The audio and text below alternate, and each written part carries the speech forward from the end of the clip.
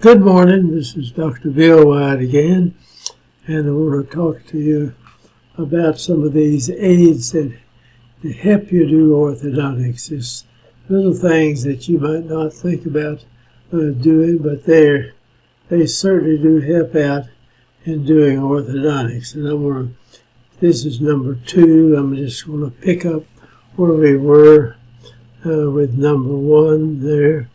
And let's go straight to it and start kind of showing you that stuff. This is just simply showing bends in orthodontic wire. Now I use an 018 bracket slot, and these are just single little brackets that we have, and they have an 018 slot in the bracket. If the bracket is set up here, and it'll have a slot in it that's 018, and the base of it and everything sits in here. And this we use, probably do nearly all the work we do with 075 wire. In other words, we don't go to the 80. We use a 0175 wire. It's just 1,000 smaller right in here. I can't draw thousands line in there, but it has a slight slack in the arch wire.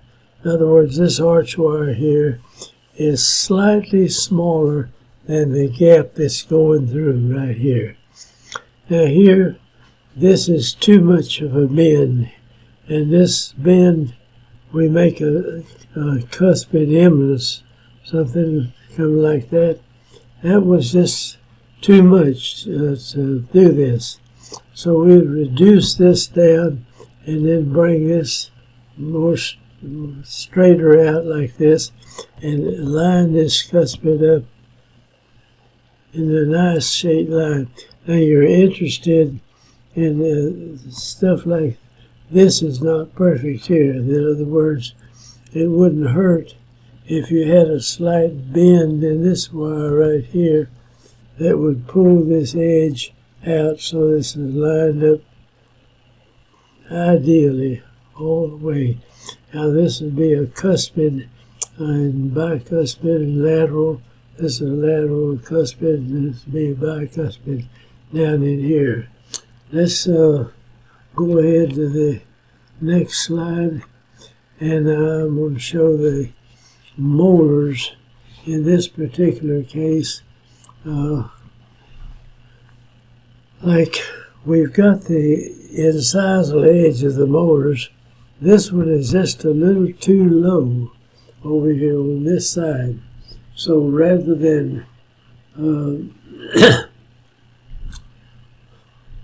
now when you, let me start back now. We drop our bands on our lower 6-year molars by 3/4 of a millimeter, and that gets them down where they're not hit. The cusp of the upper teeth coming in like that might hit that, so we dropped all those bands down. I had the company fix the bands where they drop down like that, or were down further on the bracket, on the brackets further on the band itself. Now, we put the omega, like we want to tie this back, we may want to shorten the wire back in here somewhere on the other side. So we put the omega right here on this, and we push on that omega and tie this tie back in here. Now where this one is tied up, it doesn't affect the one back here. Now this band is too far down, and really the cusp needs to be picked up a little bit, so the wire is bent down further than it needs to be.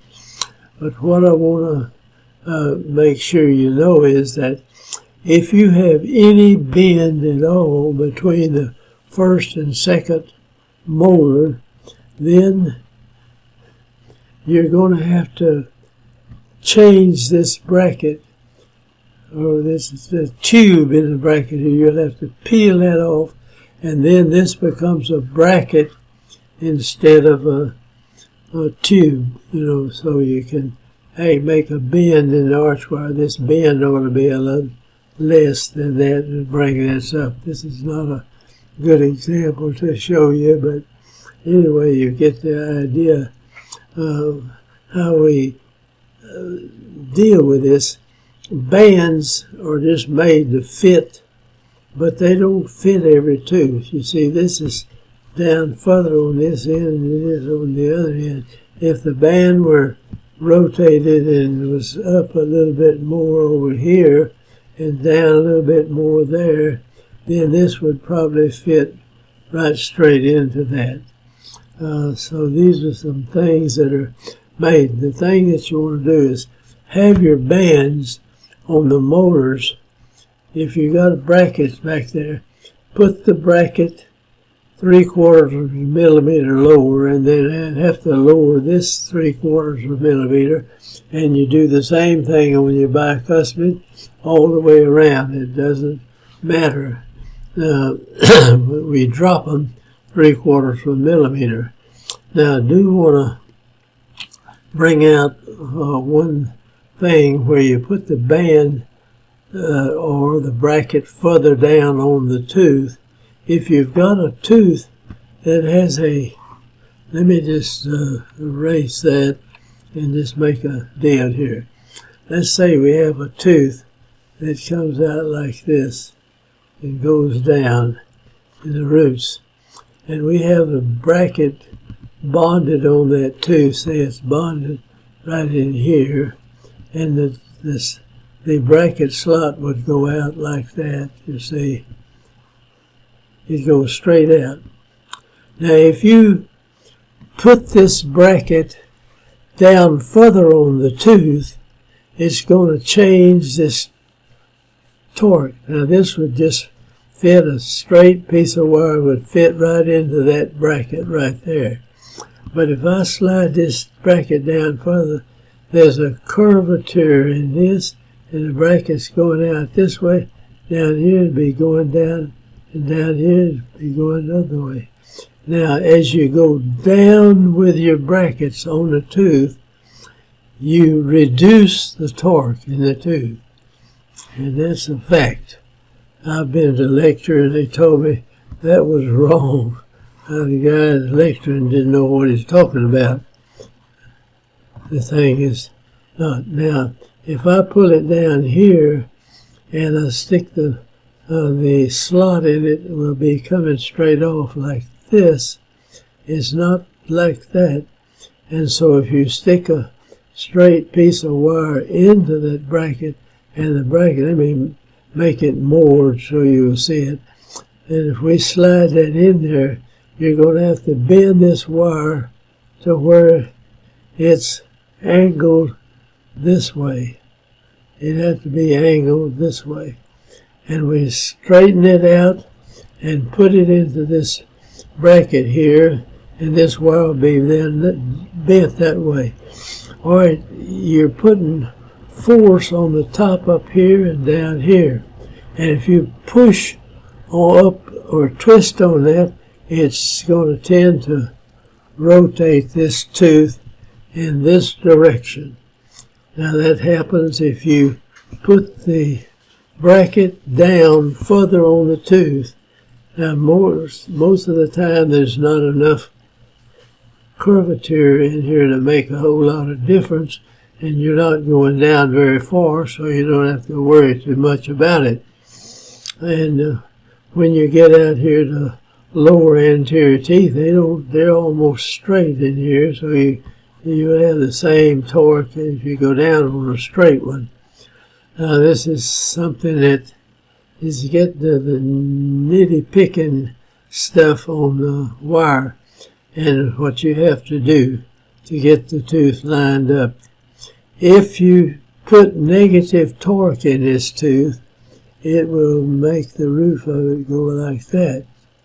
Now, the top of this, the lingual cusp would be higher than as you put what we call lingual crown torque. In other words, now lingual crown torque, if I put it into the tooth over here, lower it down, I put lingual crown torque in it.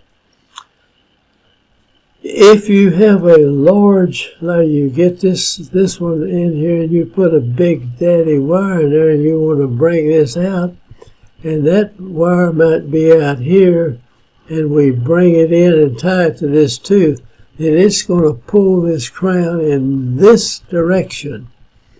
Now as it does, it's going to lean the tooth in the opposite direction. The roots will be down here, but it's going to taper it this way unless you put buccal root torque in it, see. So we put this negative torque in the wire here, so it's pushing the other way. It's bringing the roots out as the large wire is bringing the crown out. So your tooth will advance. Let me kind of explain that a little better here. If you have a tooth something like this, say it's a lower molar coming down the roots like that, and you put buccal root torque in this crown, it's something like that, and your slot would be this way. So you'd have to bend this wire to put it in there, and it will make this crown go in this direction. You'll have to figure in your own mind here. We're going to take this and bend this piece of wire right there and flatten it out. Now that wire will have to put some force on it to get it down there. And now we slide it into this slot right here, and it fits in that slot. And it's trying to go up on this end and down on this end.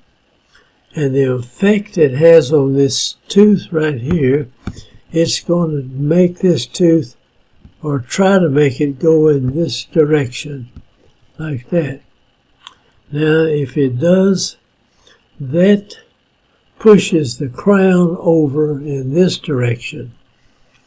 And the roots that are down in the bone structure don't go a whole lot. They don't go as much as the crown does, because it's in the air. But they will have some tendency to come out in this direction if you put this lingual crown torque. And if you leave that in there, that lingual crown torque will angle this tooth over, and the crowns of it will be kind of like this. In other words, it'll make this cusp come up higher, and it'll hit the upper tooth before the other part of the tooth does, and the roots tend, and the whole crown is moving in this direction. You see, like that. I get this, people get mixed up thinking about this stuff. But that's what actually happens. Well, if you say, I'm gonna erase this now just for a minute, and I'll go back to a white screen, and we're going to take a tooth now and go down, and we're going to put this large wire on the side, and maybe it's out here a half inch, and we bring it over here and tie it to that wire, and that wire wants to be out over there with a lot of force. And what it does is round. So it will lean that tooth over in this direction. Kind of like that. You'll have to think through some of this. It does that, and that makes the roots go in the other direction. So when we widen an arch out, we don't want the roots going in, we don't want the crown going out by itself. We want the tooth to move over bodily. We like this, the whole thing, to move bodily. Roots, everything. Now we're going to widen it over here. You can look at the top of the tooth, and if the top of the tooth is still level like this, then it's pretty well moving over in this fashion, like that. So I have to stress this because people will use this big arch wire and think that all they have to do is just expand it. You can get the expansion, but if you do a lot of expansion, you're going to tip this tooth over like that. And you don't want to do that. So you have to come in and put buccal root torque in the arch wire you've got on there, and it's something like this, not that much, but straighten it out, put it in there. Now if you leave this alone, it'll make the crown go this way, and the roots come out this way. But if you put this and this on it at the same time, it will bring the tooth out bodily, like such. I mean, it will carry the roots and the tooth out at the same time, and these cusps will stay level out here. So this, remember, you've got to, if you're going to do a lot of expansion on an arch. Now, if you come to an arch, let me erase this now, and then go back to a white deal, and you've got an arch that you need to really expand like that. Look at where the crowns are. Some of the cases will have the lingual roots of the teeth sitting like this, you know. And so you need to just expand the crown and bring it out to where this tooth is straighter up like that. And that way you can put the big wire out here and watch it, and that may be all you have to do. You don't have to put the buccal root torque in it. Now if it's angled out, now this is if the arch wire's sitting in here like that, you see, and you've got another root over here on this side. So sometimes you don't have to do it if the crowns are tilted in. So you tilt them out, and maybe they'll be as wide as you want them. Now if you have to go any further, you need to put some buccal root torque to bring the crowns out in that fashion. Now that's hard for me to get across to people. If you're going to do some real bang-up orthodontics, you need to learn how to do that. And you can't do that with just, they show, I see things all the time in ads where they're just pushing on the tooth of the bar out here and the bar over here. Well, if you do that, the tooth just leans out this way and the roots go back in the other direction. That's not good. Band them. If you're doing a palatal separator, then go in and band those teeth solid. I mean, have those teeth, the bicuspid and the molars and everything in there. If we're going to do a palatal separator, I like to band all the teeth. If we can get the second molar banded, sometimes I leave it off and just put a little bar going over and carrying it with it, but then it doesn't torque the root like these other, like this would do. That's not a very good looking root. Now, if you're doing palatal separation, band these teeth. Put bands on them and cement them solid, so that if you're looking down on this, here's your molars and your bicuspid in here, and you cut the same thing over on this side, your bicuspids and molars, and we've got a separator that's working in here, and we go over and tie that thing to these teeth like this. And these bands are seated solid on the teeth. I mean, those teeth can give a little bit, but they can't give much. That cement's holding them in place. So as this thing widens out in this area, at first it will widen a little by just tilting the teeth. But then you get it out there and you stay with it for several months. The occlusion coming down on the teeth will actually cause the teeth to bring the roots out the same way. And we leave those in. We want the roots out away from the center. We don't want to tilt the teeth out in a palatal separation. Do it like that, especially the upper teeth, because most of the time the palatal separator is going to be something that we're trying to increase the airway up here. That's the main objective in doing it. So we want to take this out rigid.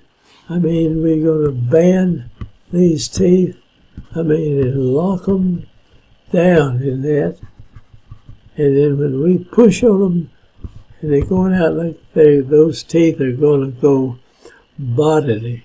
They're going to go, the whole tooth, roots and all, are going to expand. So these palatal separators you see, they just put a little bar down here on the bottom. That's not the way you want to do it, because that tilts to tip the tooth out. And then you take them off later on, the tooth kind of comes back. But if you expand the roots of the teeth, and the whole basal bone structure in the jaw moves out in the same way. So I got off on the palatal separators here, but this is one of the best things that we have in orthodontics. We can take somebody that is a chronic mouth breather, has allergies and all kind of stuff. They got a little narrow maxilla because they didn't develop it. They swallowed wrong. They breathed through their mouth. Their tongue stayed on the bottom arch, and it pushed the bottom arch out, so they went into cross bites. And mouth breathing can cause all kinds of problems. I'll try to go into that just separately. But now let's see if I can get back to where we were.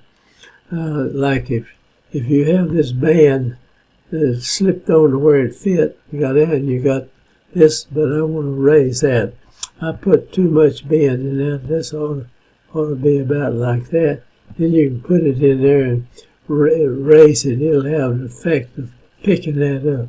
So you can do just darn near anything you want to that tooth. Yeah, you can rotate them, you can twist them, you can bend the roots, go one way or the other.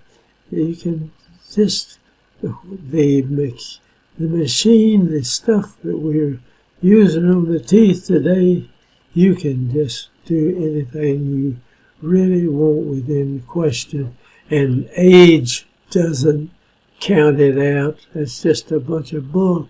You can straighten somebody's teeth. I know I could have my teeth straightened right now if I wanted to. And I'd be, in your 90s, you could do it. And this old idea that you're 25, your bones set, and you can't move into this, That's just a bunch of bull. You can straighten somebody's teeth. You could move this tooth right here, right up into this space if you wanted to. And if you had a wisdom tooth back here, you could bring it in behind that. And I'll try to get on how to move that, how to move these two teeth up into here. And the way is, if you don't want this to move back now, you got to put a tab down in the bone here and bond it to this tooth. Go in the cortical bone.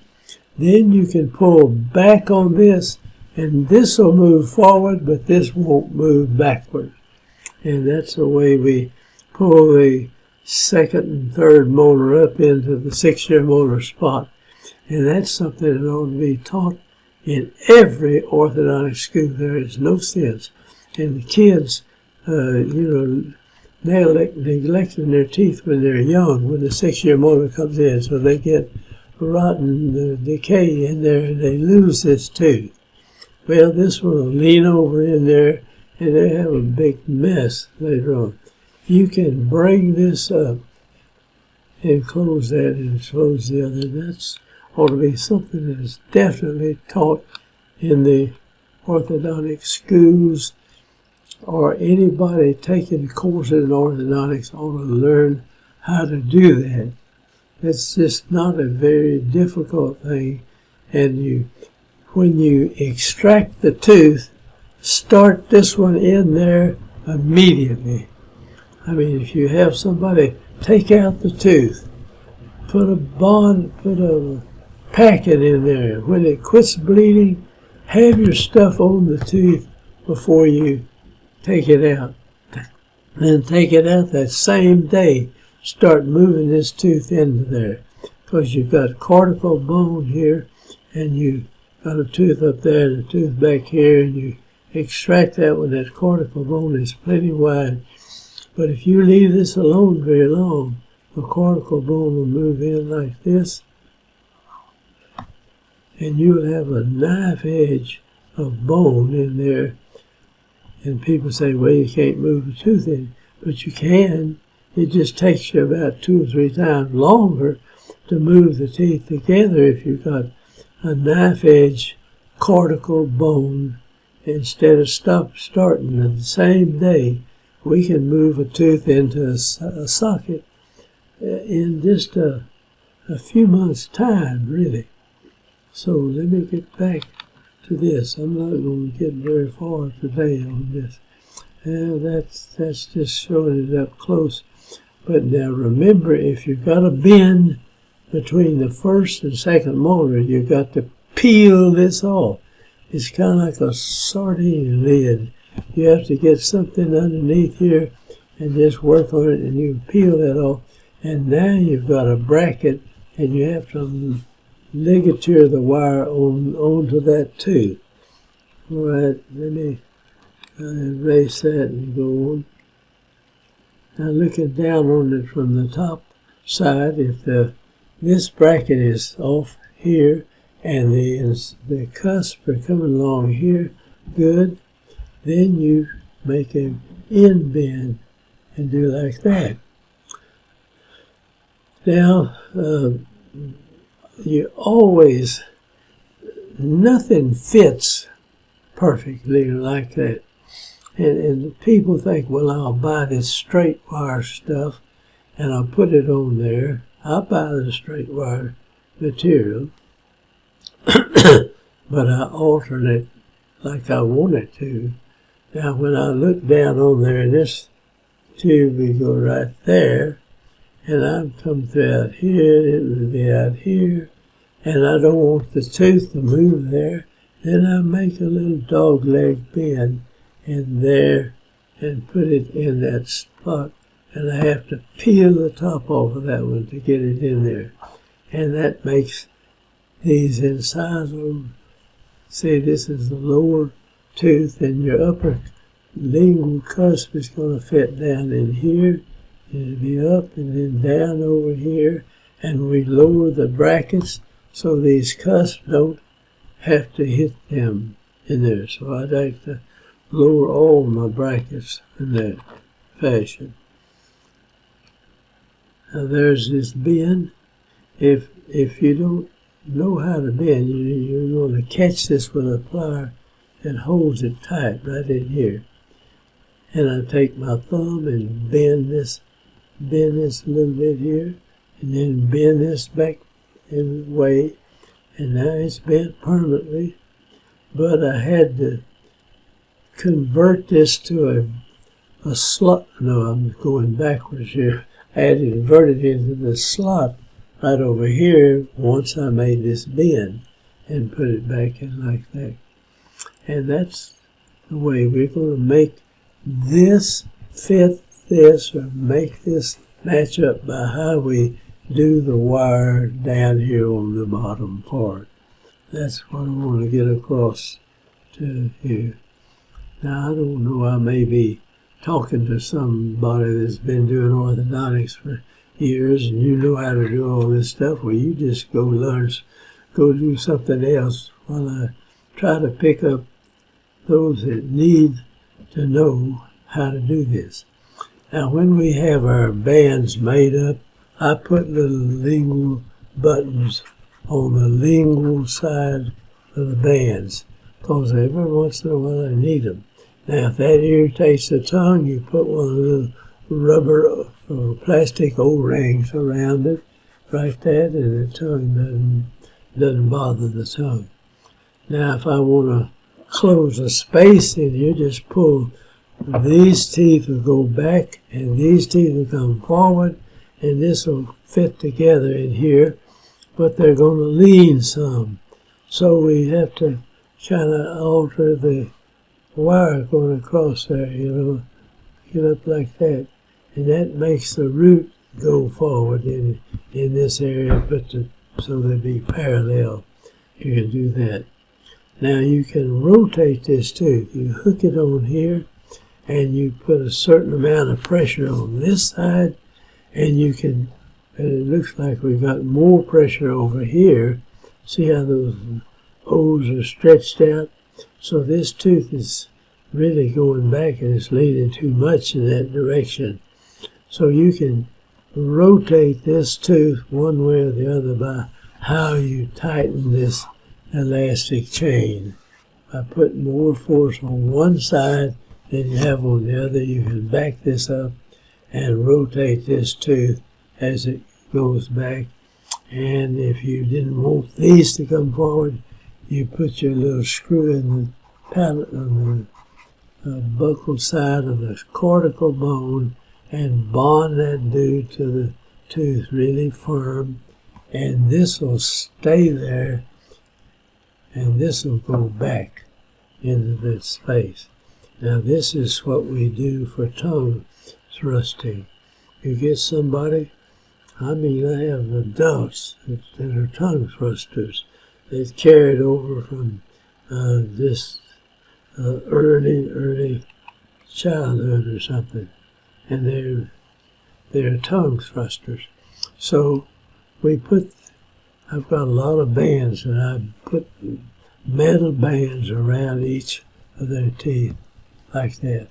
And then I'll show you how we spot weld an 030 stainless steel wire to this.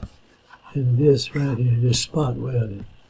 Then we come back and flow solder over the whole part back in here, so it's really bonded onto those teeth.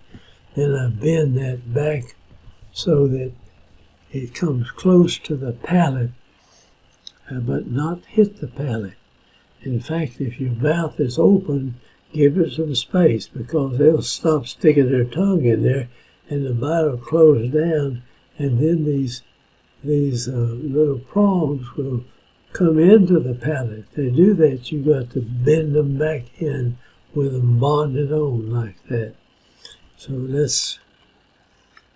we've covered that in a lot of respect, and we put them on bands. And even if you had to buy bands, it would be better to put them on bands than it is just to bond them onto the back of the tooth. You can break the bond loose and swallow this thing, but I like to use the bands on this. So we've got these double bands. You don't have a great deal of inner bracket space, but you can do it.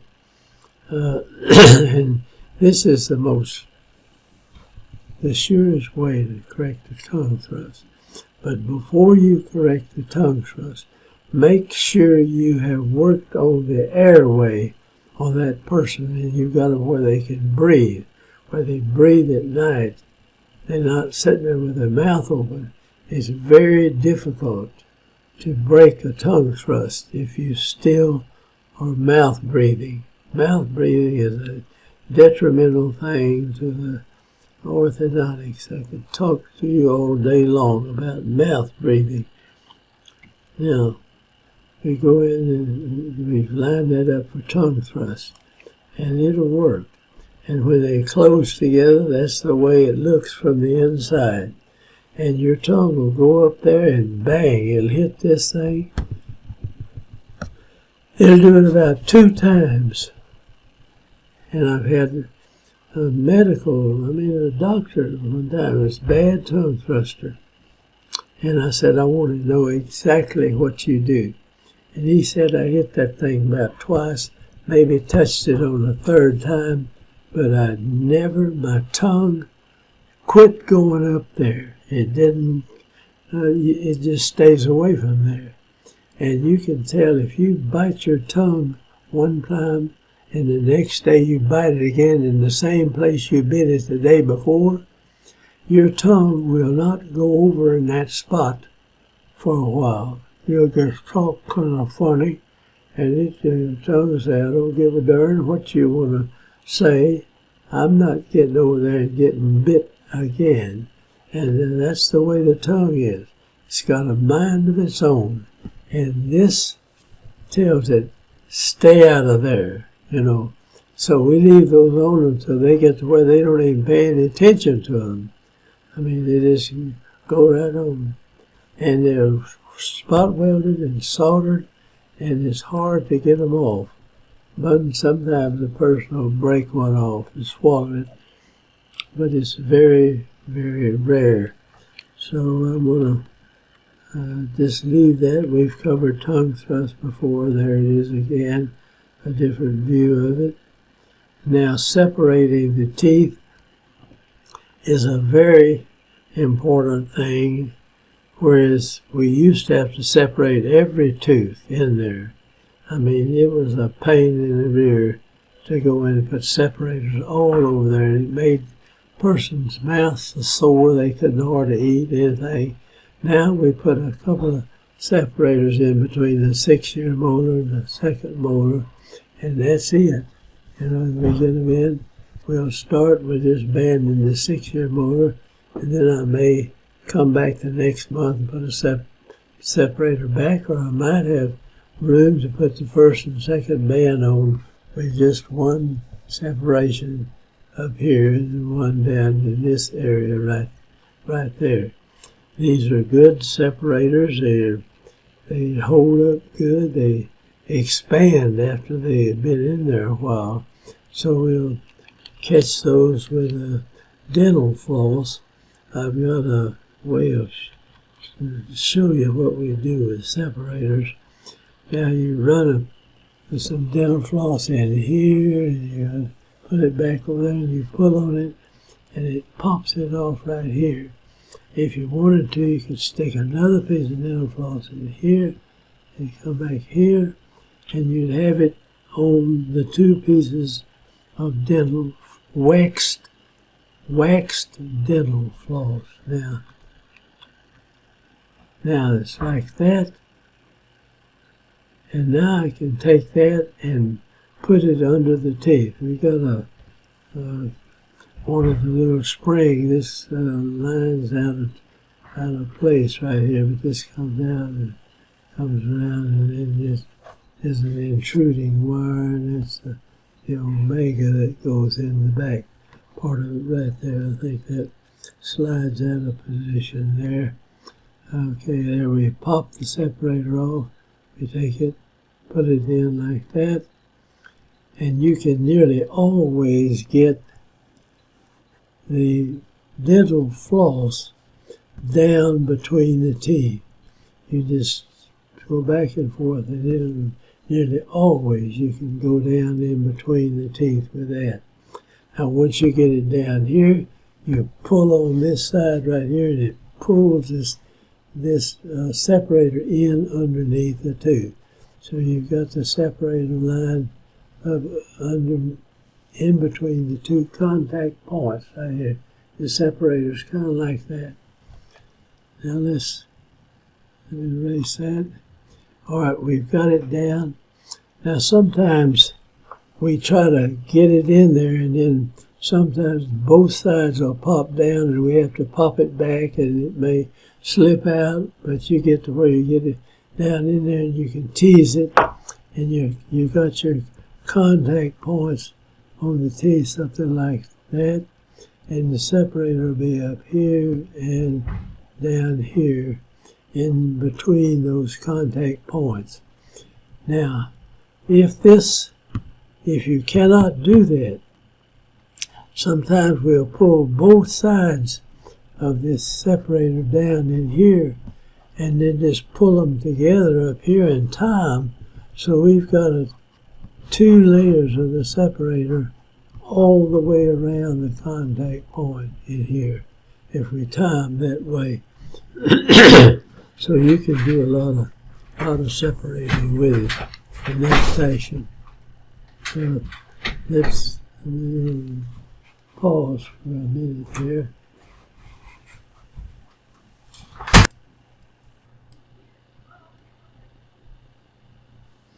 Well, we're back again, and I wanted to emphasize how much you can do with separators. It'll surprise you if you haven't learned all the tricks of working with separators. They do a tremendous amount you can do a tremendous amount of work with them. All right, we put dental floss on the ends of them, and you can pop the dental floss through first. Just take this and run the dental floss down through here, and now you just pull separator underneath there and pull it up, so you got separator around the contact point like that. That's one problem you can work out with them. You can take a separator and pull the dental floss out, and it leaves the separator coming in contact with you'll have one tooth here and one tooth buttoned up there real tight to it. This is the side of the tooth now. And the separator can be on both sides of this. And if you want to, and you can't get through this at all, if you can get the dental floss down through the contact point, you pull both sides of the separator through here and pull the dental floss up and tie it in a knot. And that way you've got 2 layers of separator between the 2 teeth. And that puts a lot of pressure on them to separate the teeth. So there's more than you think a lot of times that you can do with them.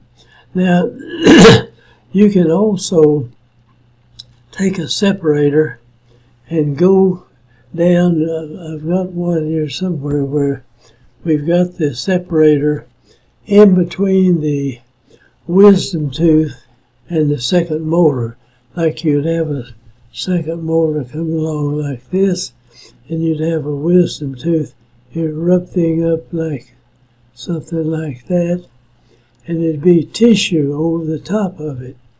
And you can pop your dental floss down through this little groove right here, and you got floss going out this end and this end, and you can pull those 2 leads together and tie them, and now you've got a double row of separator between these 2 teeth.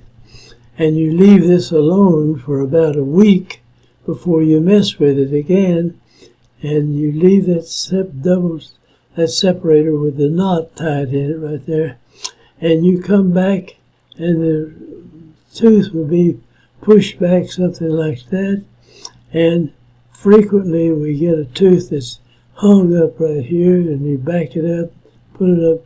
In other words, you could possibly do ectopically erupting teeth, but the problem with that is that the tooth you're trying to work on, if it's a baby tooth in here, it's already eaten away the root like this, and you start putting pressure on that, then this root gives way too. So it's better to do the ectopically erupting thing. Let me kind of erase that. If you've got a tooth coming in down underneath here like that, you put a tube. And if you have to go in and take electrosurge or something and clean that off and put a tube on this side of the tooth like that, has to be on the side, and then you build your little wire. Just come out here and make this wire maybe a couple of deals like that, and have it come up and cut it off like this, and you run that wire up in here, and then it would come out with this spring like, and it would go down this way, and now you have to bond you another wire onto this tooth and the bicuspid over there. Then you raise this wire up and hook it onto that. In other words, this would then be swinging up, and hook it behind a bonded, you can bond some wire onto the teeth. Now as this tooth uprights in here, it pulls this back, and this hook will be back in this area here. That's separator. You can do this on 2 permanent teeth. You can run the dental floss underneath and tie a knot in it, and frequently get this wisdom tooth to go up like that.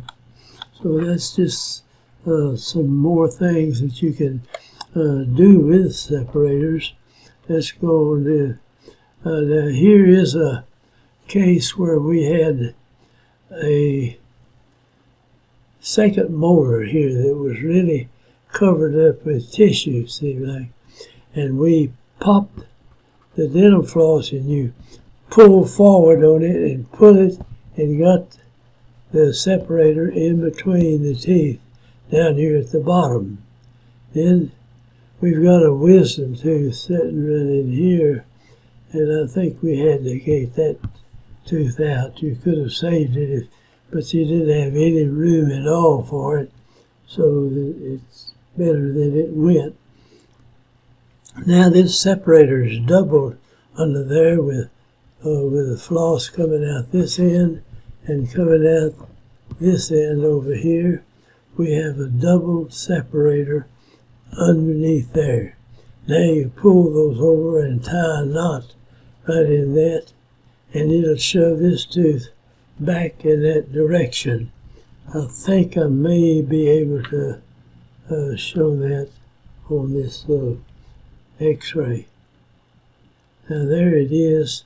We've got floss running out, but the wisdom tooth now is covered up down here completely. We popped it through. We could feel it go through here, and you got this string, and we're going to tie a knot in it. You take it and tie a regular knot in that floss.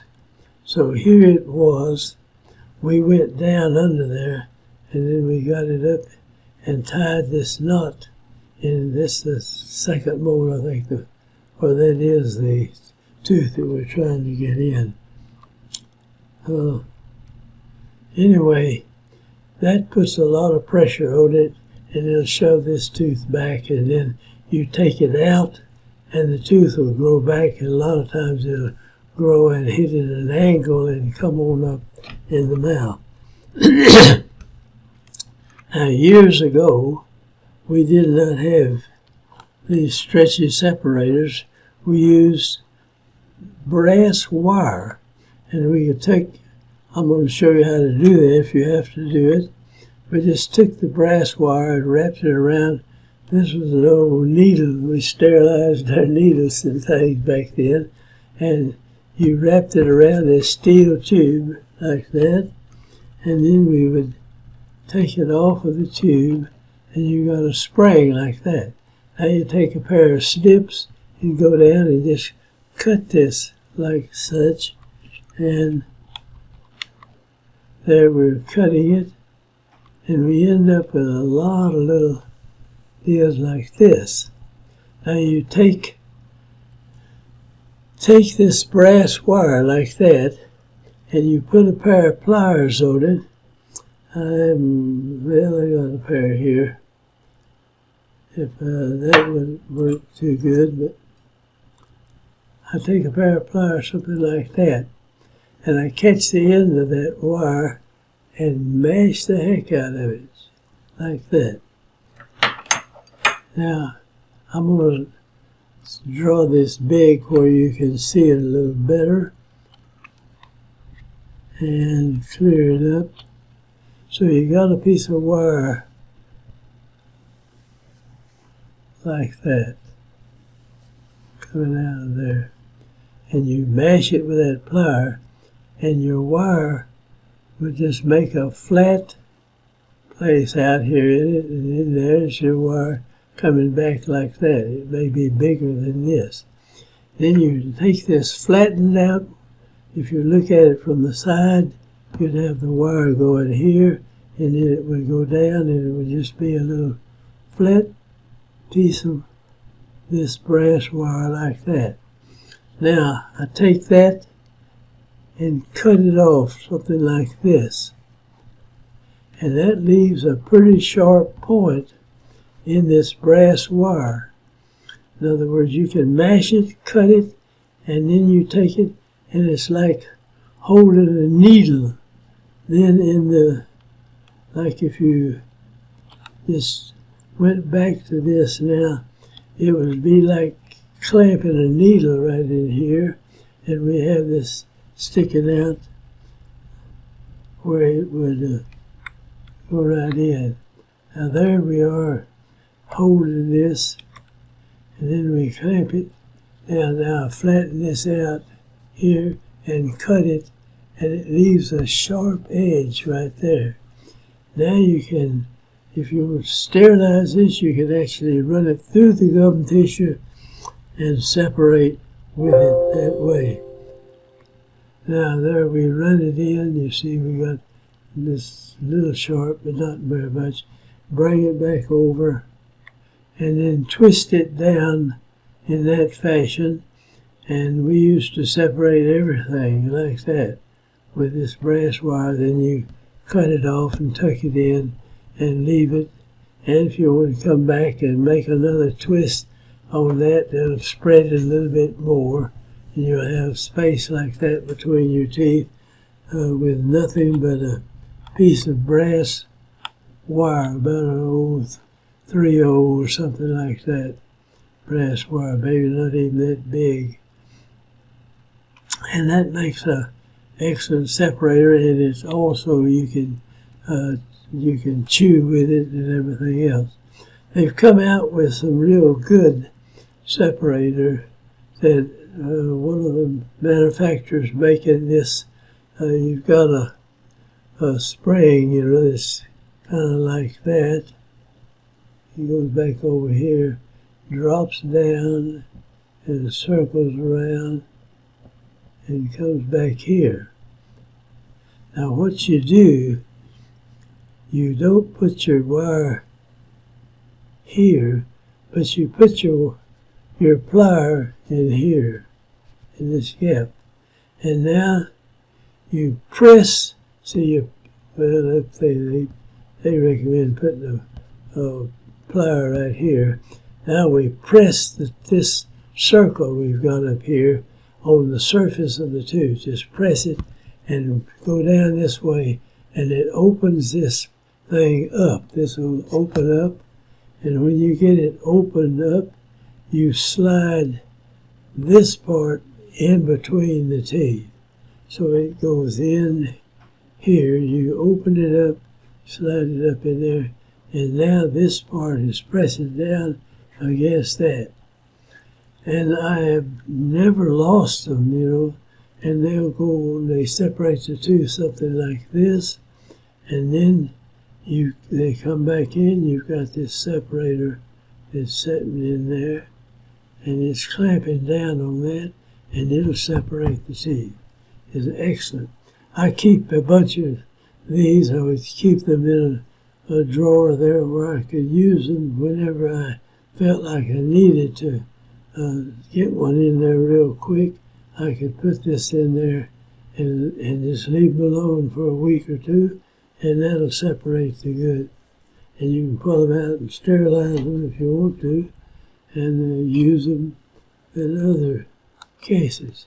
There the thing is, and you put your plier right here and right about here, and you put the top of the tooth would be running something like this.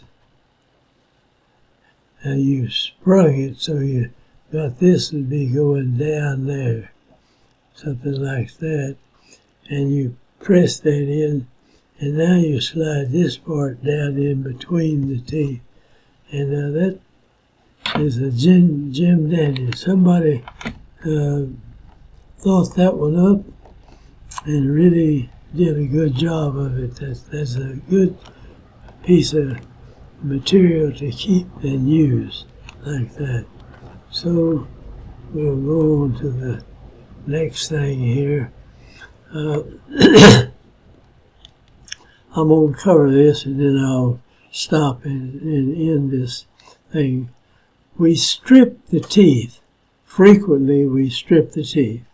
Now, I don't know whether this company is open now and making these strips, this Horico, but I always got the 8 millimeter thick strip. In other words, it's about that thick.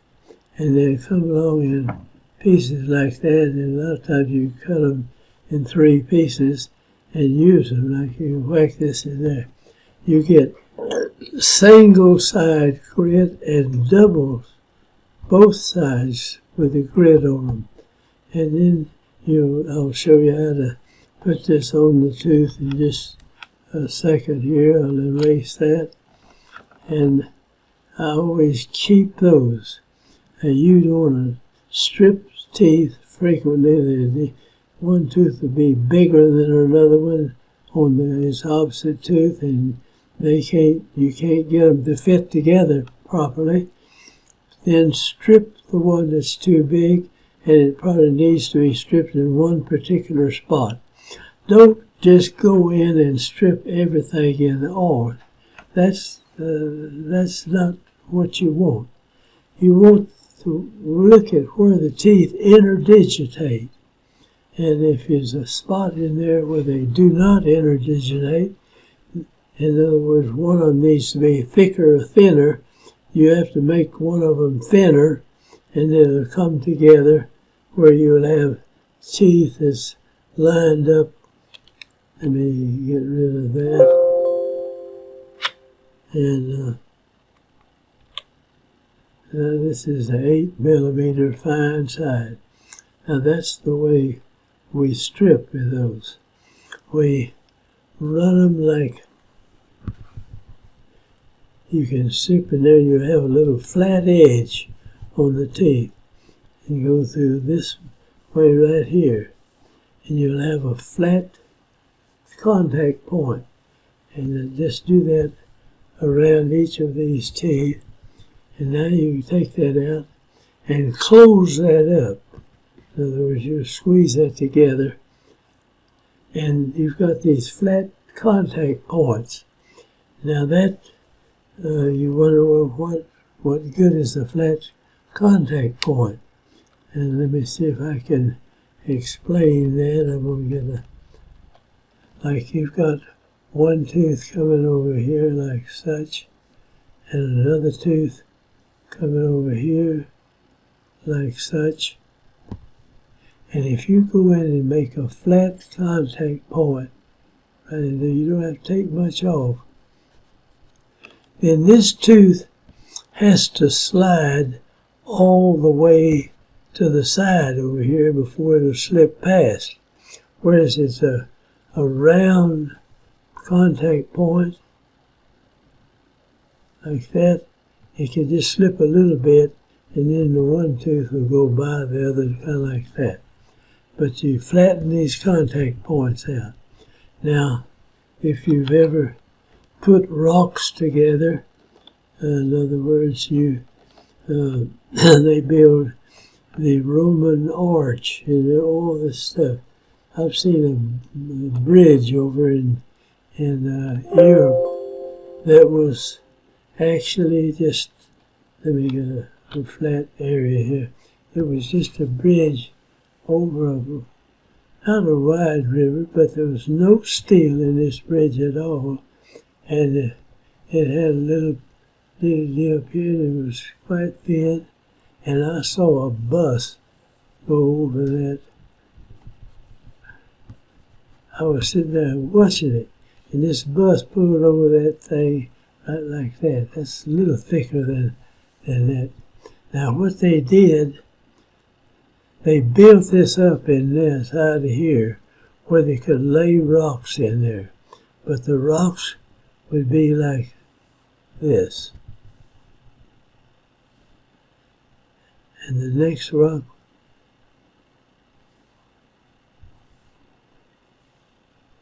it would be the same.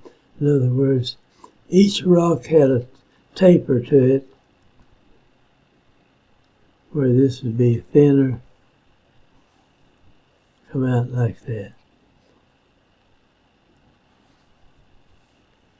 And when the pressure went on here, this went together real tight.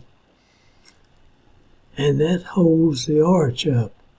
The Romans studied this years ago when they made their water troughs, that went across canyons and things. This had these Roman arches in there. Now that, when you flatten this point out on each of these teeth, that also kind of makes this arch effect here. This will not collapse as fast. You leave them alone, sometimes people are going to do something that break this down. Now we try to come in and we bond a wire to the back of them and leave them that way. But it's possible to flatten that out, and they hold up a bigger load before they'll give away like that. And so we strip in that fashion. That gives us a flat contact point, and you have to slide. One teeth has to slip past the other one a good bit before it'll start lapping over in here. And so we can go through each of them kind of like in a wagon wheel. And you just take them and strip them through and break that down. And give yourself a little more room in the arch if you need just a little bit. But I don't like the idea of people just coming in and stripping everything and opening them up and making room, because you may have a perfect joining together of the upper and lower, and you go strip one of them and not the other one, or you strip one on side and not the other side. It's better to really study it and strip the side that's too long in there when you do the stripping. So that's an important thing to learn. And I'm going to sign off here and say thank you for watching, and we'll come back and give some more ideas here later on. I'm sorry we've taken so long to do this, but I hope you'll join our website, and also subscribe to our channel. We'd like to have you. And we have a lot of people all around the world. We want to try to improve orthodontics everywhere. Thank you for watching. Now I'm going to say goodbye and stop.